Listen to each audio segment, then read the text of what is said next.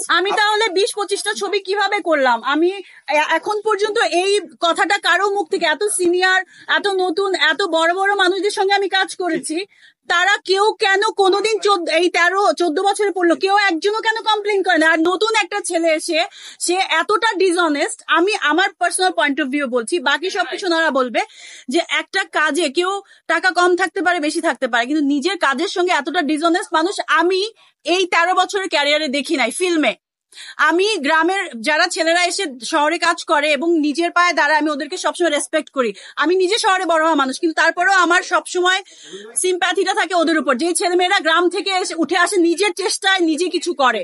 So আমি তাদেরকে respect করি। আর যাদের বাবার টাকা নিয়ে ফুটানি দেখায়, আমার ওদেরকে পছন্দ না, ঠিক আছে? কারণ আমি আমার নিজের চেষ্টায় এত দূর আসছি। সো আমি বলবো যে ও যদি এমন হতো, আমাকে অনেক কথা শুনিয়েছে যে আমি তো এরকম সাপোর্ট দিতে হবে, এটা আমি অনেক সাপোর্ট দিয়েছি।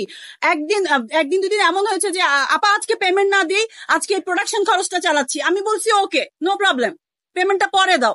সেই ছেলে যদি এখন এসে বলে আমার ফ্রেন্ডের মতো চ্যানেলে বসে ববি বলে, এমনি আপা বলে, তো ওর কনফিউজিং এক তো ক্যারেক্টার। তারপর হচ্ছে আরেকটা বিষয়, আমি এত কিছু বলতেই চাই না আসলে, একজনের এত ক্যারেক্টার নিয়ে আমি কথা বলতে চাই না, এটা আপনারা জাজ করবেন।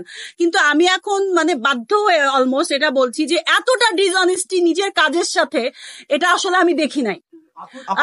স্ক্রিনেও যদি দেখতাম যে ঠিক আছে, সুন্দর করে কাজ করতেছে, সবকিছু ঠিক আছে, গান 1-1.5 মিনিটের এত সুন্দর গান, জাহিদ আকবরের লিখা, কোনাল আপুর গাওয়া, আরো অনেক ভালো ভালো গান, নতুন মানুষের থেকে টাকা নিয়েও গান নেয়, আবার অন্যদের গান কেটে দেয়, আবার নতুন এমন একজনকে আর্টিস্ট না যেটা প্রডিউসার একসেপ্ট করে না, তার থেকে পয়সা নেই। এগুলো তো মানে প্রডিউসার থেকেই আমার কথাগুলো শোনা, আমি তো আর এটার পিছনে লেগে থাকি নাই।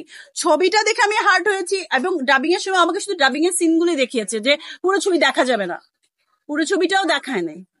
তাহলে এই বিষয়টা খুবই দুঃখজনক আসলে, যে এতটা ডিসঅনেস্ট, যে তার নিজের কাজের সঙ্গে। এবং আমি শুনেছি পদ্মাপুরাণ সে 10 বছর ধরে, একটা সিনেমা বানাতে 10 বছর, 3 বছর, 6 বছর লাগে না, যদি এটা ডিরেক্টর প্রডিউসার যদি প্রপার থাকে। এখানে প্রডিউসার টোটালি প্রপার ছিল, টোটালি ইনভেস্ট করেছে এবং টাইম মতো করেছে, তাইলে এটা কেন হলো? এবং আর্টিস্ট যাদের কিন্তু সবাই হেল্পফুল ছিল, সাপোর্টিভ ছিল।